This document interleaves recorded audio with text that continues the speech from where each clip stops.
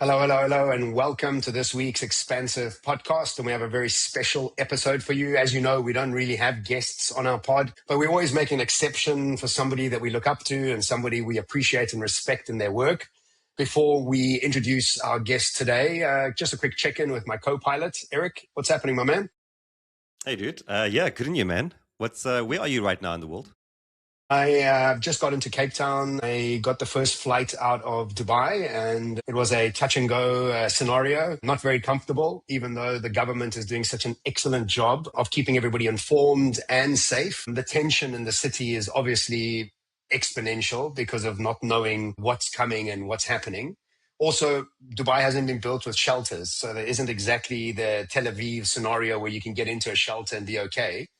So yes, it was a very touch and go. And also Terminal C, Concourse B and C, Terminal 3, B and C has been bombed. So it was also quite sad seeing that. We flew out of Concourse A, and the driver that took me, a transfer from Emirates, who took me to the airport, said the smell in the air after the drone hit was this electronic smell, a smell that he's never really smelled. So yeah, very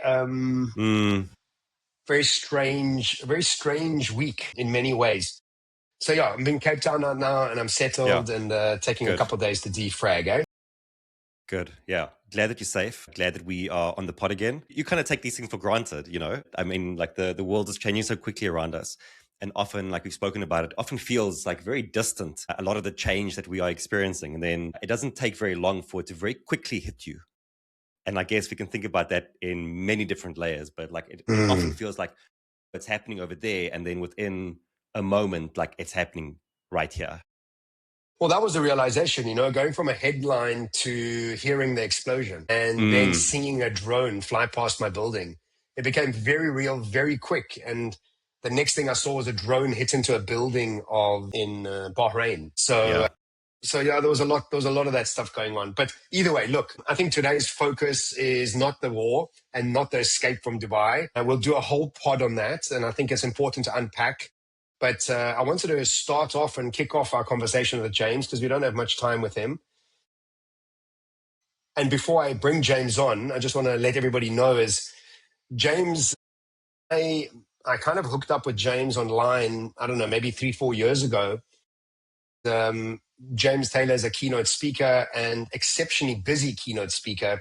And I remember watching his schedule and thinking to myself, this is the busiest keynote speaker I've ever seen in my life. I even messaged him. I was like, James, what the hell, dude? I mean, I'm sure you're good, but I mean, how good can you be that you're this busy? And he was exceptionally generous and exceptionally open with his strategies and how he does things and how he goes about doing it. And I was so enamored by that generosity of James when I first met him, and has made me become even more generous with other keynote speakers and people that ask me a lot of questions about the career that we have chosen. So James has now released a new book, and somebody that I look up to and somebody I love having on the circuit with me, and a true global keynote speaker who's zigzagging around the world, kind of like I do. So very good to have James with us on the pod. And to all the listeners, this is James Taylor. There's really a lot about him online. You can find out about him. But James Taylor speaks about innovation and creativity, which is such an important topic in today's world. And so with no further ado, welcome, James Taylor. Wonderful to have you with us here today on the pod.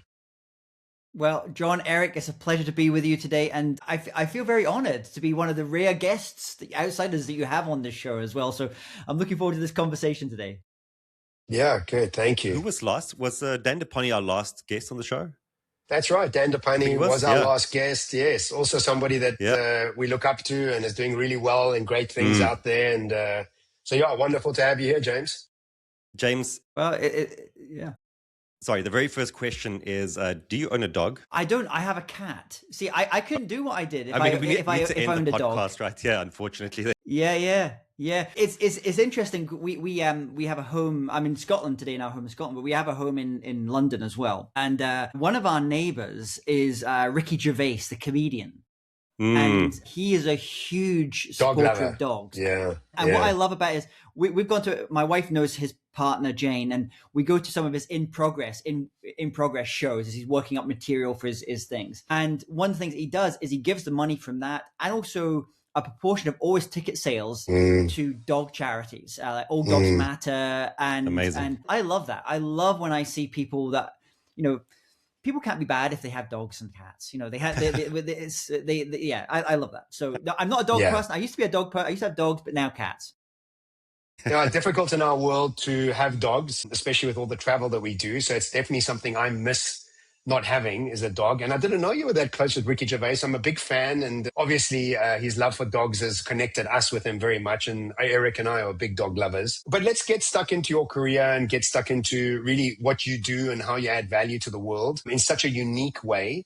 And before you tell us about the book, just tell us a little bit about your career and what you've done and what's got you to this point, and then we'll unpack the book and understand more. Yeah, so I started my career managing rock stars. That was my job. I used to work with members of the Rolling Stones, multiple Grammy Award winners, and I was a manager, an agent, booking agent. We have record companies, we have music publishing companies, and I was doing that really up until about 2010, and then I was kind of getting a little bit bored with that industry, and part of it also was having to deal with a lot of big egos all the time. And you know what it's like, sometimes you deal with CEOs, some of our clients, they're big egos, and many of these people. And I just felt, I want to change. So I had the opportunity to move to Silicon Valley to work in tech, and as the vice president of a tech company. And so I moved there, and that kind of really got me interested in this whole world of artificial intelligence and technology. And then about 2017, I was doing an event in San Francisco. I was speaking at it, and someone came up to me afterwards and they said, you can do this for a living. You should be speaking for a living. You're good at this.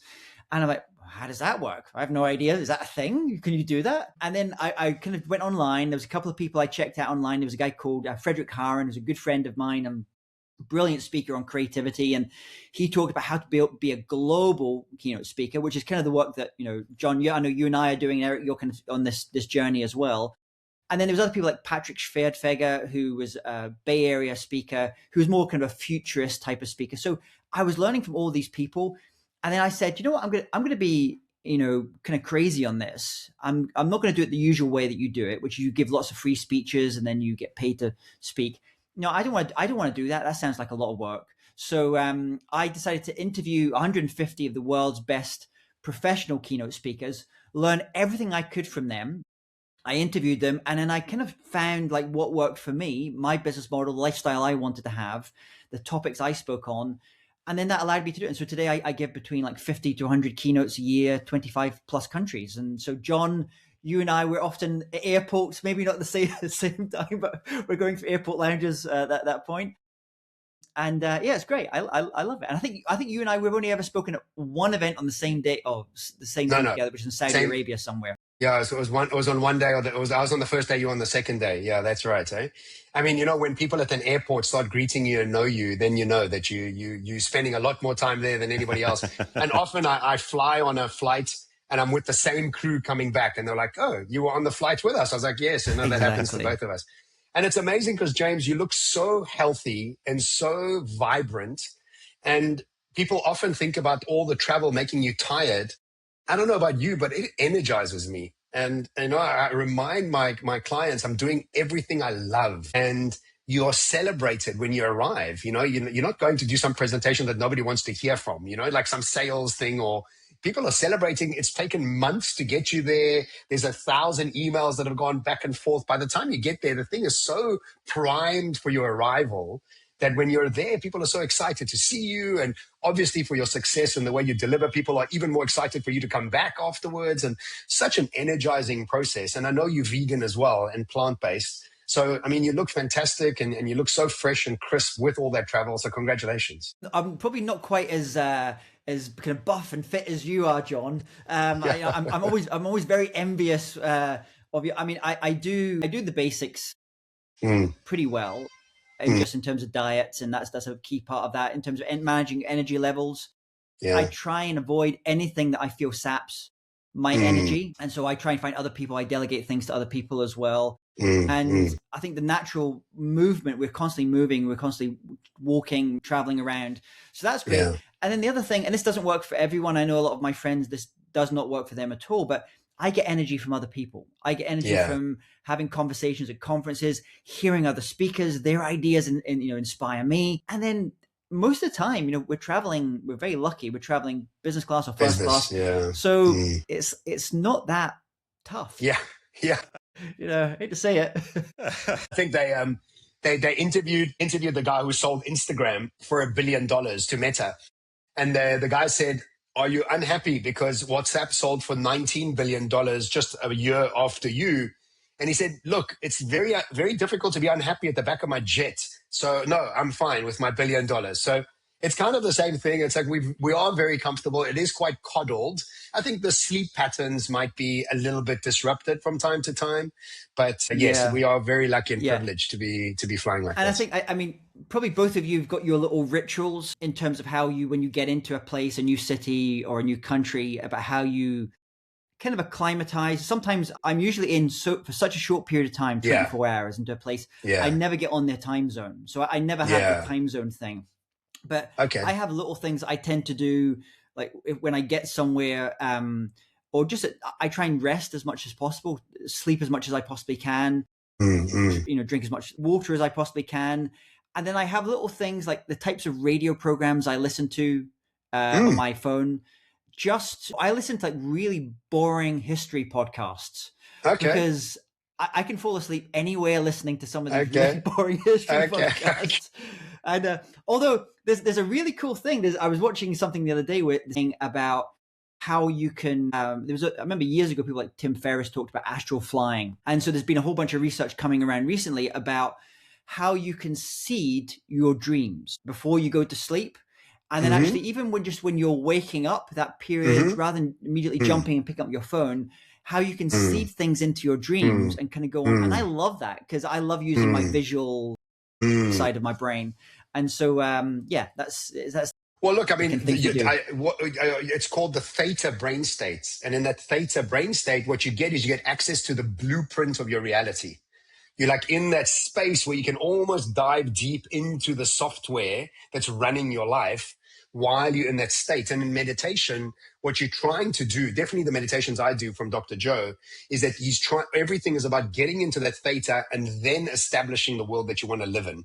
Because in that brain state, you're getting access to different types of realities. Exactly that. I mean, that's such a good skill to have, you know? Yeah. I remember someone, I think it was David Lynch.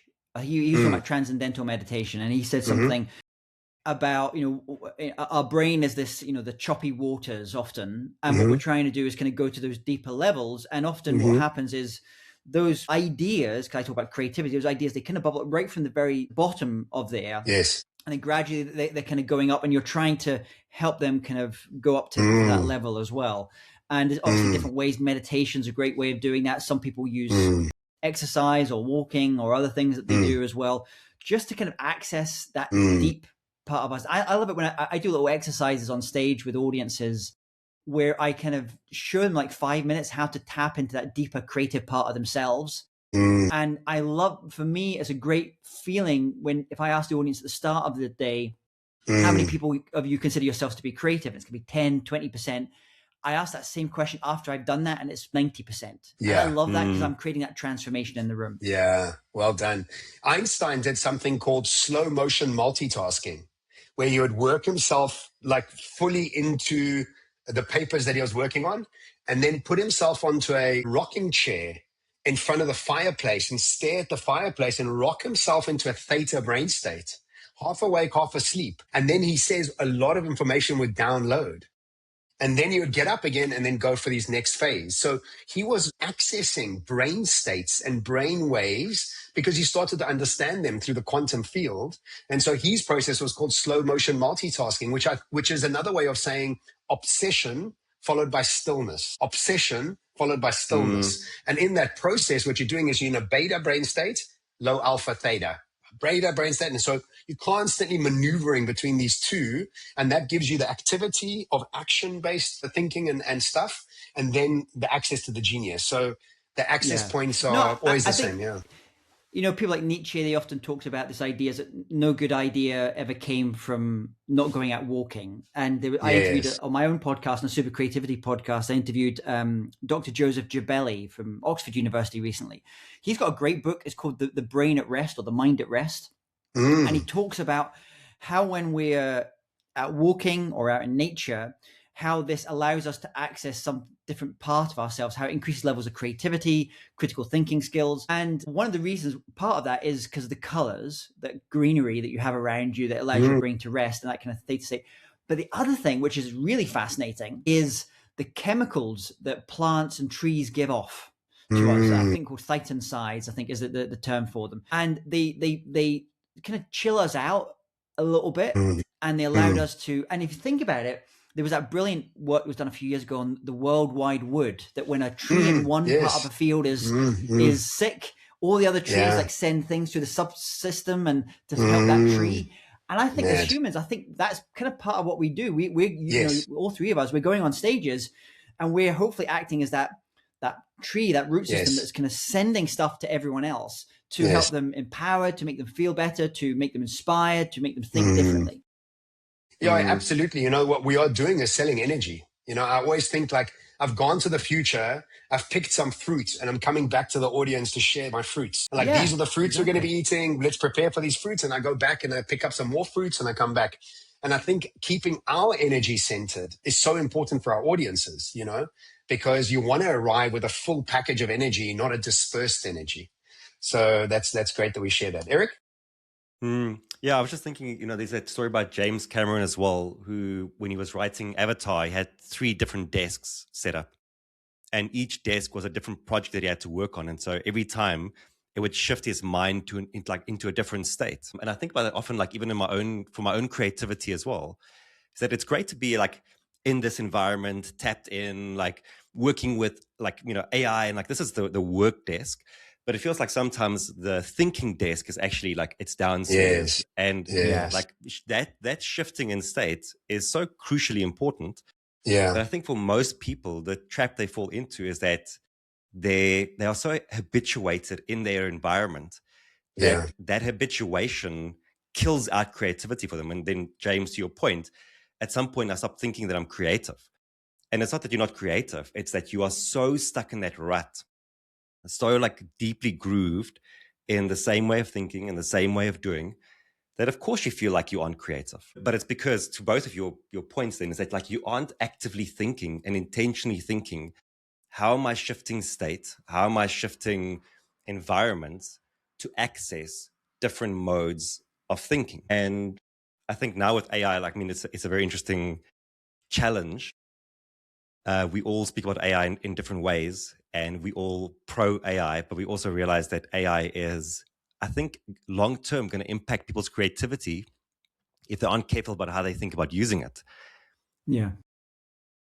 I've already seen studies come out that say divergent thinking in students have dropped by like 47% over 4 years. Divergent thinking is what you need for creativity, right? Like convergent thinking is I'm honing in on an idea. Divergent thinking is I'm creating multiple options. And so I think for a lot of people, like already they're seeing that if they are spending too much time with AI, it's going to zap their creative skills. Yeah. Have you seen something similar in your research, James? Yeah. I mean, James Cameron's interesting. I just saw an interview with him the other day, and he was talking. Actually, I didn't realize he's plant-based as well. I didn't realize that. So he's vegan. But I do something similar. I have 3 days. During the course of a day, I have kind of 3, and I put myself into different physical places when I'm at home. So in the morning is my writing time. So I'm in my study. In the afternoon, I'm here in my studio, which is I'm doing writing keynotes and doing the business things.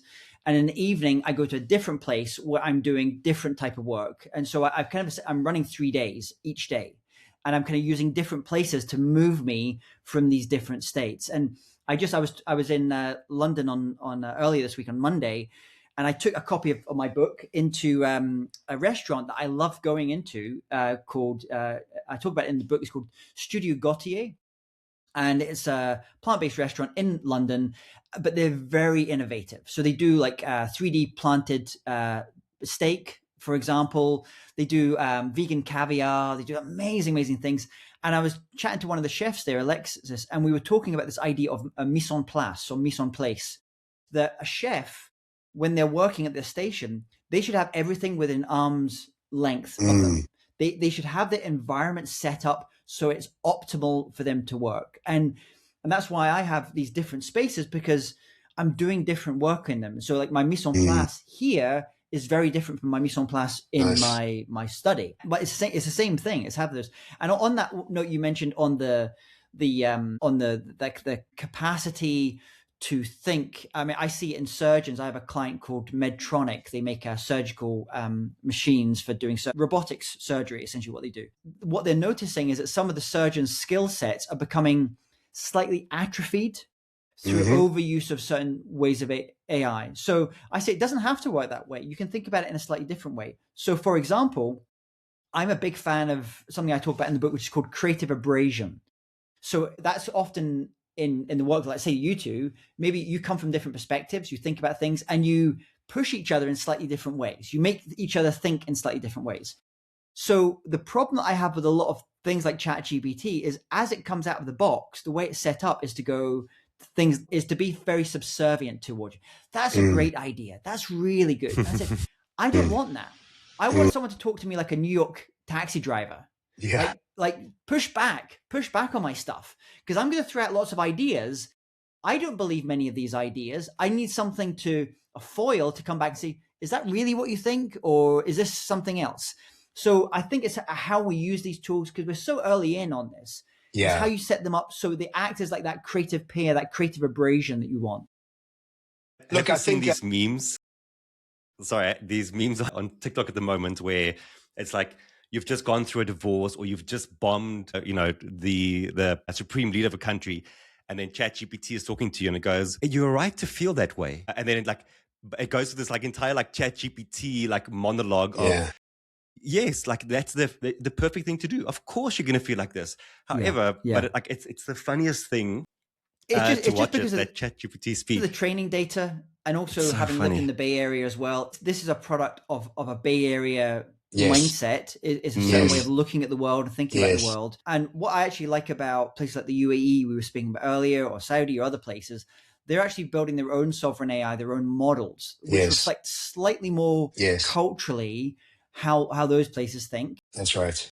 Doesn't really have, it has Mistral, but I think it needs to up its game in terms of Europe and creating things for those places. Because if, in fact, I was just speaking recently to one of the tribal nations in America, and they're really worried that they saw their physical land taken away from them, over 100 years ago. And they're worried that the same thing happens again, albeit with AI. So they want to build like sovereign AI that reflects them, their value system, their way of looking at the world. Yeah. Look, on Peter Diamandis' recent podcast, Moonshots, that was the big topic, is that everybody now wants to build sovereign language models, not American ones. And I think that the ChatGPT has got a tonality of Sam Altman. In fact, I don't even think it's Bay. I think it's Sam Altman. He's got such a persona, just really based on his tonality and his soft-spoken process that he has. And look at Grok. Grok, almost replica of Elon Musk. It's almost a representation of his tonality and his brashness. And so they all have that sort of personality they run, based on where they come from. Yeah. It's like, I don't know whether you've seen it. One final thing. I don't know whether and where this ends up going, if we're not careful, if we don't push back and we don't challenge things, is I don't know if you notice when you see cars now. I mean, if you went back, say 20 years ago, if you look at cars, they were like mad colors, like reds and blues and oranges and all kinds of colors. Look out now at the cars around you. Same. They're gray, white, black. You go to people's houses, look at people's houses, the way that their furniture and everything.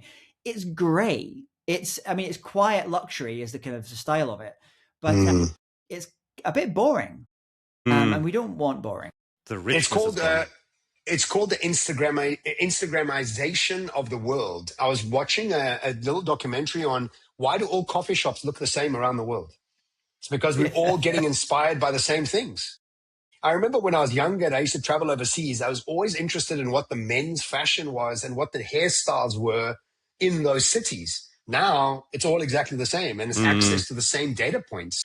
We're all in the same boat, doing the same thing, globalized, homogenized design and thinking, in many ways. So I think the sovereign LSMs are necessary, the large language models, to start to differentiate again, But again, like you said, James, this is so early in the game. So we haven't really even understood how we're supposed to be using AI and what it can do and its potential. So yeah, we're so early in the game. And will you even end up building your, like, will those even matter? Because it's going to need to be, I'm going to have my personalized LLM, I think, over time. Like, you're going to have your AI that's just running your own stuff, your own context. You're like, it's not going to be like that you're tapping into Claude's or like, Open AI's version of it. Like, I mean, with Open Claude, we're already seeing like a lot of that kind of stuff happening. So I don't even know. Like, I mean, this world is, who knows where we're going. I think that, I don't know whether you've played with any tools that allow you to play off the models against each other. So you can basically create like a mastermind of the different, the 5 different models and say, this is my idea, or this is my business proposal, stress test it. They all have different ways of looking at it. And then they all discuss between themselves, like what is the best way forward, and then come to you with a final decision. And so I think we might see a little bit more like that, where we're kind of using these tools in slightly different ways. We don't have to worry too much about how which tool is better for this type of thing, this is better for this thing, because as we get more on the agentic side, you will have these master orchestrators that will help in making some of these decisions for us as it gets to understand who we are. Yeah, exactly. Okay, so let's get into your book, and let's get into your speaking. And obviously, you speak a lot about innovation and creativity and accessing new types of creativity to bring about new innovation. And your book is called Super Creativity. And I love that you own that name. You know, it's yours. I've never heard anybody else really use it. So tell us what you do in your keynotes. Like, what are you trying to get across in your keynotes? And then bring it back into your book, and then tell us about both of those so that we understand how they work in parallel with each other. Yeah, super creativity is simply how we can, as individuals, as humans, we can augment the creativity that we're born with by collaborating more deeply with other people and artificial intelligence or robotics. So the book is really basically talks about these 3 different types of creativity. So the first one is our individual creativity, how we unlock our own personal creativity, as I call it, or individual creativity. The second one is how we work with other people, creative pairs, like the 2 of you are working together, or teams in organizations, and how that unlocks. And that's really about breaking down silos, creating psychological safety, kind of cultural pieces. And then the third bit is the human plus machine creative collaboration. So this is how we can really accelerate and augment any work we're doing by using artificial intelligence, robotics, other types of exponential technology. So those are the 3 things. And when I'm giving keynotes, depending on what the client is looking for, I might lean a little bit more on one of these than the other. So I'm just about to do one in New York for a very well-known luxury brand. And for them, what they're really interested in is the human and machine, how AI can help them create better marketing campaigns, more exciting customer experiences. Where other times, let's say if I'm working, say, for a global law firm, they're wanting to figure out how their partners can collaborate better together to unlock more value for themselves and the organization. And then probably if I was speaking to, I just did an event for a company called Humana in the health insurance industry, and they said, actually, they're pretty far advanced on AI. What we're kind of losing sight of is that human individual creativity. So I focused a little bit more on that piece, on like kind of what we do, put the technology to aside just for one side. And so just think about how we can design the places which we work for to foster creativity, our process. I talk about this 5-step process for unlocking your creativity. And Can so we that get really into that? Depends on where we're going. Yeah. Because I'd like to get into each pillar and then dive into your theory around it, because I think that individual creativity, I also speak about accessing new types of creativity, but I do it obviously in my own ways. I'd love to understand your process of how do you access better personal creativity, especially in a world where people are stressed and anxious about AI in many ways. And that stress and anxiousness stops a lot of creativity. And without people even knowing it. And we were talking about Dubai a bit earlier, having that war happen shuts down all creativity. I mean, you're totally into sort of survival mode. So how would you unpack it, and what does it look like from your perspective? Yeah, I mean, James, yeah. Sorry, before Erik, you go into the 3 different pillars, what does the demand look like in terms of people who want to know about humans and AI, humans and humans versus like just on their own? Like, what are you seeing in terms of where the demand is sitting? I mean, it really changed when I first started talking, and I was talking kind of pretty much these similar 3 pillars. When I started talking in 2018, it was all about either the individual creativity or the human plus human, like the team side. And I was talking about AI, but no one was really listening at that point about it. No one was really interested. And then large language models and all those things came about. It was about the pandemic period. And then now I would say 70 to 80% is the human plus AI creative collaboration side. And that is good in some ways, but it's slightly problematic in others. So for example, my friends of mine that just speak on innovation as a topic, that has sucked all of the life out of innovation, because many organizations think innovation now is just about using AI. And it's so much more. Innovation is so much more as a topic. But I would say the human plus machine is probably the one I'm getting asked the most for at the moment. Different companies are in different stages, as we know. Different audiences are in different stages. So I have to really understand, like, where are they at just now? How fearful are they? Other organizations I'm talking to, if I'm speaking to like 500 data scientists and AI engineers, they're leaning way into this. I'm having a completely different type of conversation with them as well. So that's what I would say, how it's changed. I think what will happen, this is just my sense of it, something will happen in the next 6 to 12 months that will really shock people. It'll probably be around some type of cybersecurity or safety type of thing that will happen, that will make people say, oh, we just need to pause here for a second and think more deeply about what we're doing.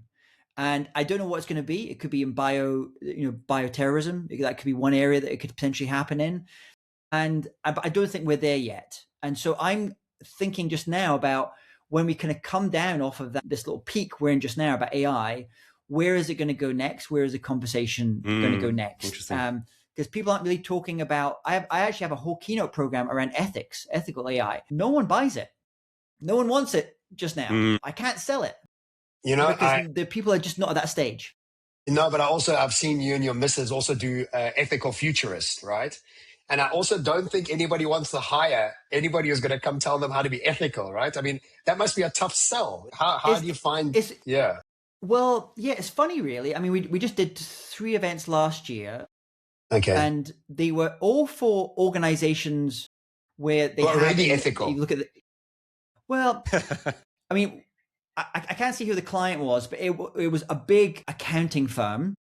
Okay. And if I look at what their principles as a firm, their culture, ethics is like one of those. Okay. But then, and many organizations or associations, if you ask them, like, what are your top 5 principles? They'll say ethics is one of them. Of course. Then you'll ask the question, how many of you doing any type of training around ethics or bringing people to talk about ethics?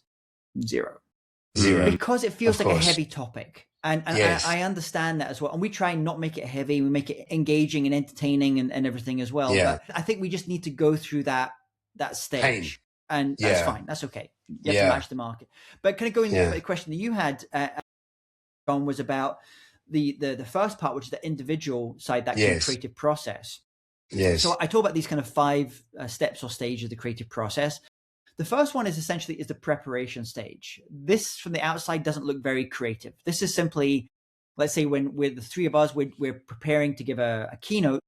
We're just absorbing huge amounts of information. That's right. We're just learning, and we're not looking for things. We're just absorbing at that point. And that work tends to work best when you're in a quiet environment, generally, because it's the best time you can be doing that. Then what mistake most people make is they immediately try to jump from preparation to insight, generating ideas.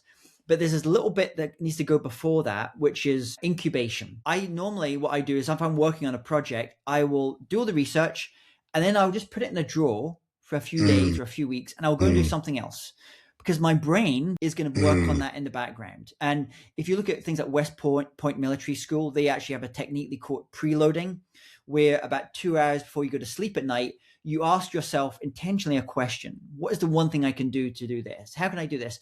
Your brain incubates overnight.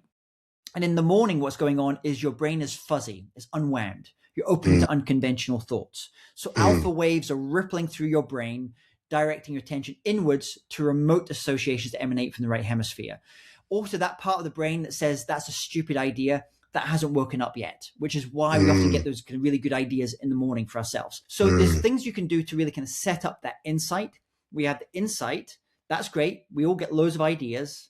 but ideas are worthless. What we need to do is go to the next stage, which is to evaluate. So we need to get with other people, use AI tools to evaluate those ideas, to stress test those ideas, to decide, okay, if I've got 100 ideas, what is the one or two that I want to take forward? I want to prototype and test. Yeah. And then once you've kind of done that part, then it's the elaboration, like the 99% perspiration side. This is when you're building it out. You're iterating on that. I have Erik Ries, who wrote The Lean Startup, coming on my podcast very soon. And Nice. he wrote the Lean Startup, and it was all about that process of when you're going from idea to execution to elaboration, evaluation, like what that looks like. And it's basically just, you want to try and speed up that process as quickly as possible. Assume that 50% of what you're going to do is going to fail. That's fine. Learn, move on, move to the next thing. So that's just a very simple, like 5-step stages of, the creative process itself. Okay, that's great. I mean, yeah. Sorry, Erik, go ahead. Just to maybe take one step back quickly, why would you say to people that creativity is important? Like, so we should have actually maybe started there, but why is creativity an important thing for people to be practicing right now? A number of reasons. The first, if you think about future work, according to studies by the World Economic Forum, things like LinkedIn, creativity and creative thinking will become the number one most important skill. That is simply because machines will take away many of the non-creative tasks that we currently do in our jobs. I in my keynotes, I talk about these 4 soft skills that are going to be increasingly important. We call them the 4 C's. People like Yuval Noah Harari also talk about this. So you have collaboration, communication, critical thinking skills, and creativity. So creativity, in fact, even today, if you look at LinkedIn, creativity is now the number one soft skill that organizations are hiring for. And collaboration is number 3. And it's that combination between our human creativity and our ability to collaborate with other people and machines that really define the future. So that's why creativity is becoming important, because AI machines will take away a lot of the other stuff that we do. In fact, we talked about Sam Altman. He was asked a question the other day, what skills do you think are going to be most important as AI replaces many of the things that we do? And he said critical thinking and creativity. AI can spin up lots of ideas, but it requires us as humans to have that critical thinking about what is this idea going to work. And also, I think, and he said this, as humans, we like something that we have a sense that this has been created by another human, other humans as well. Yeah.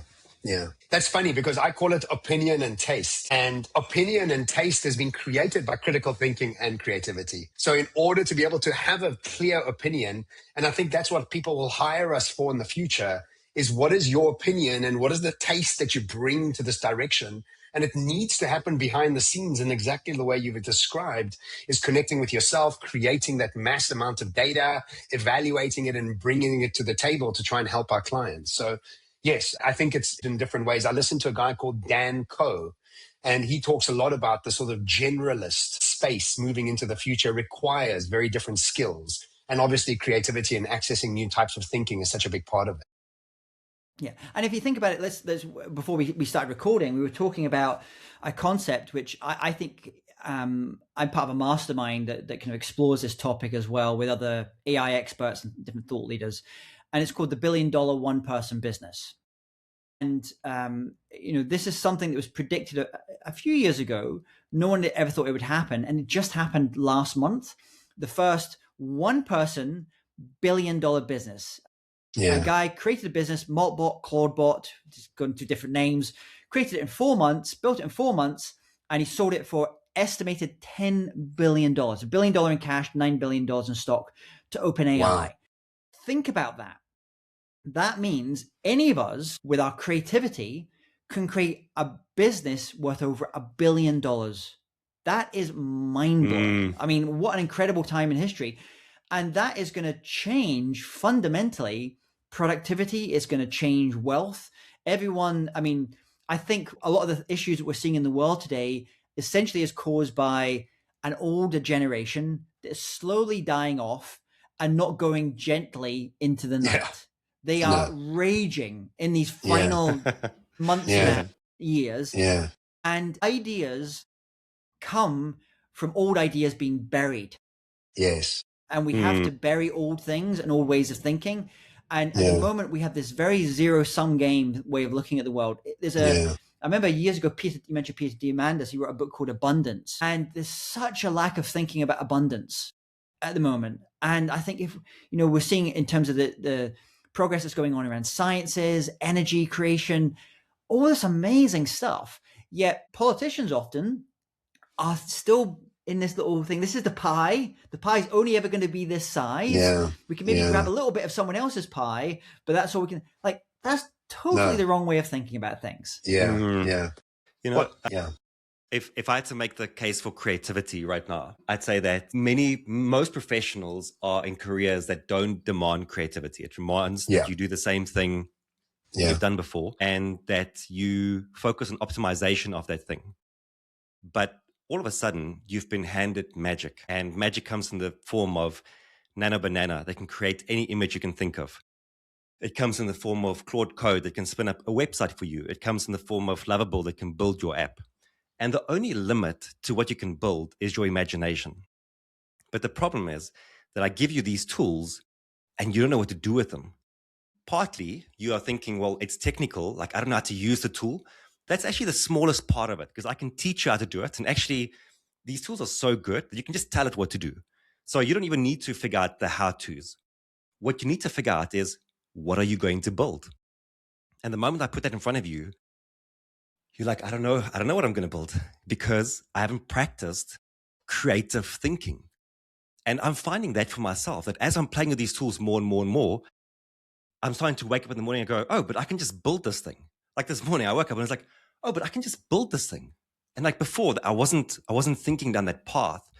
So what I like also about the way that you've outlined it is that creativity is a muscle that you need to practice. And it becomes a priority now for everyone, irrespective of the profession that you find yourself in. Even if your profession for years and years and years has been characterized by critical thinking, if that's been like the main thing that your business or your profession has been known for, that's changing now. Like you have to start thinking of creativity as the main skill, because even the critical thinking part, I think, in a huge way is being taken care of by AI.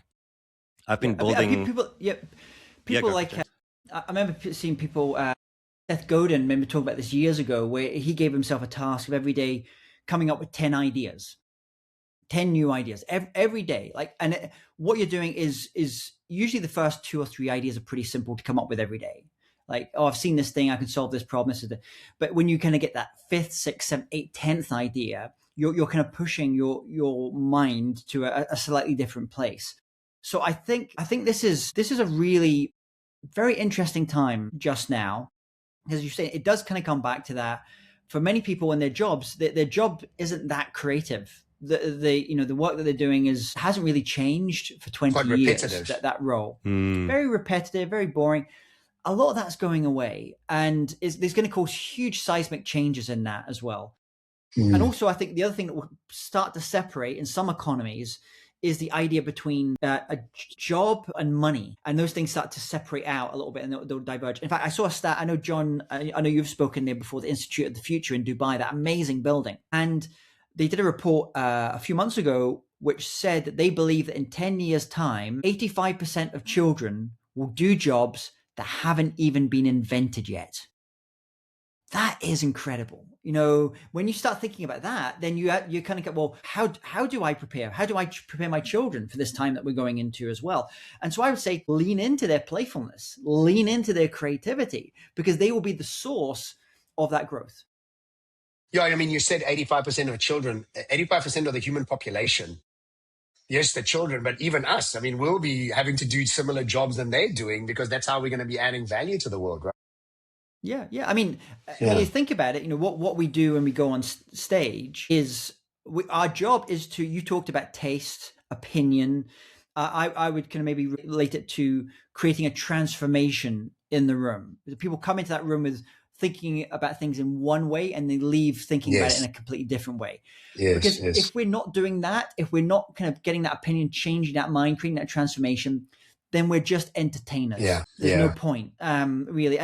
And I've got nothing about entertainers. I work with lots of entertainers, but our job is slightly different. We're there to basically be a little bit ahead of people and say, hey, see this thing? This is what's coming. Come follow me. This is amazing. Let me show you how you can prepare and get ready for this. So, James, as we start wrapping up, tell us a little bit about your business around how do you bring super creativity to organizations and corporates? And if any of our listeners want to work with you, how do you bring this across and what do you do? So the majority of what I do now is keynote speaking. So I'm usually the opening or the closing keynote speaker at an event. Then I would say maybe 30% is where they actually bring me for the keynote, but I also do a workshop with their senior leaders. I'm now moving a little bit into boardroom advisory in certain ways, where a lot of companies, they're building like an AI advisory group or under board level or to the side of board level, where they want people who are thinking about these things deeply to advise them on where they should go with the technology and use cases and the ethical implications of these things. So those probably things like keynotes, workshops, boardroom advisory. Those are the main parts. My clients are many of just the Fortune 500 companies, all kinds of industries. I don't really have one industry that predominates. Probably maybe a little bit within financial services, professional services, technology. They're probably a little bit more. I don't do so much. Most of my audiences are for middle managers to senior leaders to board level. I don't do so many keynotes where the audience in front of me is people that are working in that department store, for example. That tends to be not my audience. And there's great speakers that are really good for that. I tend to be working with people who have agency to make changes. And I love, and I said like 25 plus countries a year. I think last year I did 270,000 miles. I think last year. Unbelievable. So it's, it's a lot of time on the road, but I love that. I love also, I think, and this is actually what, I'm a resident of the UAE, as you are, John. And one of the reasons I love the UAE, and it's going through a challenging time just now, like the region, is it's still one of the few places in the world today that's left where people from all different backgrounds, all different countries can come together, debate, discuss, challenge each other's ideas as well. A lot of regions of the world are getting very siloed. Stuck, yes. And actually, I've had it recently happen, and I pushed back on it where someone said to me, we just want you to talk about stories from our country. And I said, no, that's interesting, but boring. You not think you've got things to learn from what China's doing just now around robotics? Do you not think you've got things to learn around what Mexico's doing just now? Can you tell us what country, James? No, I would like French, to. Which French people said that? Which English people said that? Yeah, well, but there's often a snobbishness actually in certain industries, not even countries. It's certain industries where think, we know best. We're in this position. And I like to generally just poke that a little bit and get them to think, think differently and think what they can learn. And that's often when people come back to me months later, and the story that they will relate to me that they got the most impact from was something that they would never have thought about, like a story that I tell. I actually tell it early on in the book about in Colombia, a restaurant called El Cielo, where they bring former soldiers and former paramilitaries and guerrillas together to learn cooking skills and to cook together, because they're trying to cooking peace is what Chef Barrientos describes as what he's doing. And so that's often a very powerful, and I told that story not so long ago in Ras Al Khaimah in the UAE. And I told the story about Colombia, about collaboration, creative collaboration. And I got a standing ovation the first 4 minutes into the keynote, which, as you know, John, doesn't really happen that often. Wow. It only happens to me 80% of the time, not otherwise. Yeah. That's unbelievable. So what's going on here? And I was talking to people after, and what it was is there was a lot of Lebanese in the room. And for many of them, they could see the story that I was telling, and they could they could feel for them what Lebanon's gone through. So that's why you tell global stories. And also, brilliant. I think it's so boring if you go for stories from one place. I want the faces that I represent on the screen on a PowerPoint, for example. I want it to be global faces. I want people in that room to feel they're represented, even if they are just 10% of the room. Yeah, brilliant. Listen, James, is this your first book? It is. I know. And it's taken me far too long. That's amazing. Like to have built the career you've built. Because typically the advice you were given as a keynote speaker is write the book and then like you go build everything off the book. Yes. Yeah. And you've built an incredible career without the book. I didn't do it that way. And I tell you why. And I think I know the reason I didn't do it this way. Part of it was fear. Absolutely. I was fearful about putting something out into the world, a physical thing. But the other reason is I come musically, my family are all jazz musicians. Mm. So the difference between a rock musician and a jazz musician, a rock band like Sting, they will go into the studio, create that work, and then they will then go and tour it for the next 2 years. A jazz musician doesn't do that. A jazz musician tours for 2 years and then goes into the studio and records the very best version of what's been working on stages. That's what I did. I did the jazz version. I tested this for 6 years on audiences, and I took the stuff where I could see an audience, their eyes were lighting up, they would comment it. Excellent. That's the stuff that made the book. The vast majority of stuff never made it into the book because it didn't work on audiences. What an Love that. incredible, wow, what a great story that is, because jazz musicians are about that, making it up as you're going along and really exposing your emotions and expressing your emotions in that way. And I love that. What a great angle. Thank you so much, James. As a closing note, what would you say is the one most important advice you would have for our listeners around what's coming, accessing creativity? Just one thing that they can take away. I think probably it's language. And if they go into it with this sense of playfulness, childlike but not childish way of approaching it, assume that 90% of what you're going to do is going to fail. It's not going to work. You know, a child doesn't go into creating something like because they want it to be like successful. That's not the way you think about it. They're just going to have a sense of play. And I think if you go into that sense of play, and going back to the music analogy, it's like a guitarist where their guitar almost becomes part of who they are. It's an extension of who they are. And it's a way of expressing what, and at their highest level, technology should be like that. It should be like that guitar where it allows us to express what we have inside of us to the rest of the world. Very good. So what a great, wow, that was brilliant. Yeah, it has it as an extension of who you are, like a guitar is. I also think that it's going to help our thinking in such a deep way, because we right now don't even know where our ideas come from. And if you can add this layer of AI to access even more ideas, because we already don't know where it comes from, we can just add this layer in. It's really going to start to give us such more expanded ideas and possibilities. And using it as a guitar analogy is excellent. Thank you so much for that. That was really, really helpful. Thank you. Erik, you want to close off? Pleasure. Yeah, well, James, just thank you for joining us on the pod, and congratulations on the book. I mean, once that book is done and written, there we go. Super creativity. Thank you. To have given birth to it and to allow your creativity to have a new container, it's amazing. And for people to be able to access your thinking, your experiences, your story in a new format, what an incredible gift. And of course, to everyone listening, make sure to go check it out. Go check out James on all of his different channels where you might find him. I think you're quite active on LinkedIn, so it's probably the best place to find you. But more importantly, go buy the book, go read the book. And just again, from our side, thank you for joining us. Creativity is a topic that I think we're all passionate about, and it's great to hear your views and perspectives on it. Yeah, really thank you for sharing your stories with us. Yeah. Thank you, James. Thank you, everyone. Thank you. Thank you. Thanks, everyone. Ciao. We'll close us off.